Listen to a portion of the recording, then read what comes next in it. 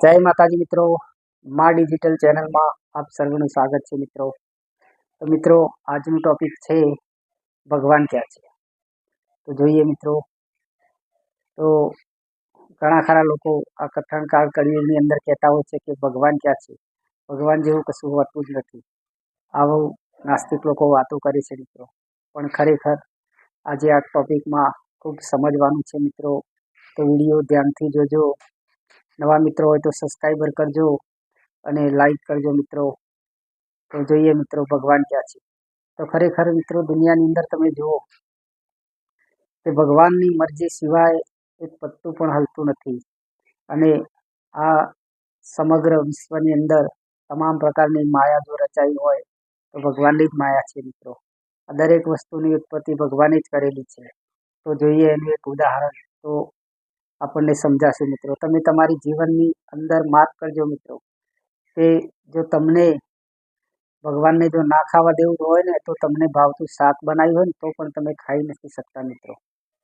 કારણ કે ભગવાન કંઈક ને કંઈક ક્યાં તો ક્યાંય જવાની સમય લાવી દેશે, અથવા તો ક્યાંક તમે એવા કામમાં પરવાઈ જશો કે તમે ઘરે પણ નહીં આવી શકો મિત્રો. તો દરેક વસ્તુ ભગવાનની મરજી સિવાય થતી નથી મિત્રો. અને જિંદગીની અંદર જોઈએ મિત્રો, તો દરેક વસ્તુ ભગવાને આપણા માટે, આપણો જન્મ થયો ત્યારથી નક્કી જ કરેલી છે. ભગવાને એક સિરિયલ બનાવેલી છે અને આપણે એક સિરિયલના એક્ટર છીએ મિત્રો. જે પ્રમાણે ભગવાનનો આપણને રોલ આપ્યો છે એ પ્રમાણે આપણે રોલ કરવાનો છે મિત્રો. અને રોલ કરી અને આપણે પાછું જતું રહેવાનું છે મિત્રો. ત્યારે આપણી પિક્ચર ધયન થઈ જાય છે મિત્રો.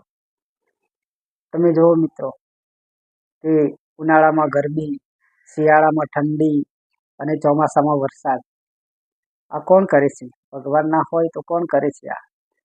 આપણા ઘરે એક સામાન્ય પાણીની મોટર લગાવી દઈએ ને તો પણ 2 મહિને એનું બિલ આવી જતું હોય છે મિત્રો. તો અઢળક ભગવાન ચોમાસાની અંદર પાણી આપે છે મિત્રો. તે પાણીનું બિલ કોઈએ ભર્યું નથી, છતાંય પણ આપણને પાણીની જરૂર છે એટલા માટે ભગવાન પાણી આપે છે મિત્રો. તો આ ભગવાન નથી તો કોણ કરે છે? આપણા માટે વૃક્ષો બનાવ્યા. જ્યારે દવાખાનામાં દાખલ થઈએ ને ત્યારે મિત્રો ખબર પડે કે ઓક્સિજનની કિંમત શું છે. આખી જિંદગી વૃક્ષો દ્વારા આપણને ભગવાન ઓક્સિજન ફ્રીમાં આપે છે મિત્રો. ઓક્સિજન ના હોય તો આપણું જીવન પણ ચાલી ના શકે, એવું ઓક્સિજન પણ ભગવાન આપણને ફ્રીમાં આપે છે. તો આ ભગવાન નથી તો કોણ છે મિત્રો? તમે વિચાર કરો કે દુનિયાની અંદર એક એક ક્ષણ, એક એક સમય અને એક એક પલ ભગવાનની યાદી છે મિત્રો. અને ક્ષણે ક્ષણમાં ભગવાન સમાયેલો છે. આપણો ટાઈમ, કયા ટાઈમે આપણે શું કરવાનું છે, શું નથી કરવાનું, અને કયું કાર્ય આપણાથી કરવાનું છે, કયું સારું કરવાનું છે, કયું ખોટું કરવાનું છે, આ તમામ કાર્યો ભગવાન જ કરાવે છે મિત્રો. તો આ દુનિયાની અંદર ભગવાન નથી તો કોણ છે? તમે વિચાર કરો મિત્રો. તમે ધાર્યું હોય ને તો ભગવાનની મરજી ના આવે તો તમારું ધારેલું કામ પણ થતું નથી મિત્રો.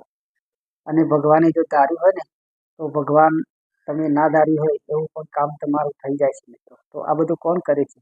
ભગવાન કરે છે. આપણે તો માત્ર ખુશીઓ જ માગતા રહેલા છીએ, પણ આપણી જોડે જે દુઃખ આપણા સમાયેલા છે, આપણા રોલમાં જે સાથે સાથે દુઃખ આવવાના છે, એ દુઃખ પણ કોણ આપે છે? ભગવાન જ આપે છે. આપણે કોઈ દિવસ તાવ આવવાની બાધા નથી રાખતા, છતાં પણ તાવ આવી જાય છે. કારણ એ સમય અને સંજોગે એ ટાઈમે બધું નક્કી થયેલું હોય છે મિત્રો. આપણે ઘણી વખત વિડીયોમાં પણ કહીએ છીએ કે જિંદગીની અંદર કયા સમયે ક્યારે આપણું પત્તું કપાઈ જશે એની કોઈ જ ખબર કોઈને હોતી નથી મિત્રો. તો દરેક મિત્રોને નમ્ર વિનંતી છે કે ભગવાને સરસ મજાનું જીવન આપ્યું છે. તમે જુઓ કે ભગવાને ભગવાનના જેવી મૂર્તિ મનુષ્ય બનાવી છે. 184 જીવો છે મિત્રો, પણ એની અંદર બધા જીવો આડા છે અને એક જ જીવ આ ઊભો છે, છતાંય પણ આડો ચાલે છે. તો ખરેખર મિત્રો, ભગવાને ભગવાનના જેવું સ્વરૂપ આપણું બનાવ્યું છે અને સરસ મજાની મનુષ્ય દેહ આપ્યો છે મિત્રો. તેને આનંદથી જીવો, માણી જુઓ મિત્રો. સાથે કશું જ આવવાનું નથી મિત્રો. પુણ્ય અને પાપ આવવાનું છે. અઢળક મિલકત હોય, અઢળક બંગલા હોય, ગાડી હોય કે ખજાના હોય, પણ કશું જ લઈને આવ્યા નથી ને કશું લઈને જવાનું નથી મિત્રો. માટે દુનિયાની અંદર જો ભગવાન ના હોય તો આ સૂર્ય અને ચંદ્ર કોણ ચલાવે?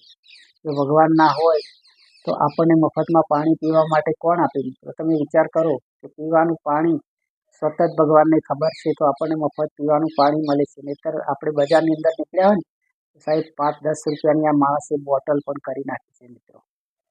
તો આ દુનિયાની અંદર એક એક વસ્તુની અંદર ભગવાન સમાયેલો છે મિત્રો. તો દરેક માણસને નમ્ર વિનંતી છે કે પ્રભુમય જીવન બનાવો, આધ્યાત્મિક જીવન બનાવો અને જિંદગીને ભગવાનને કેન્દ્રમાં રાખીને તમે તમારું કામ કરશો તો અવશ્ય તમે સફળતાના પગલે પગલે આગળ તમને સફળતા મળતી રહેશે મિત્રો. જય માતાજી, જય ભોલેનાથ.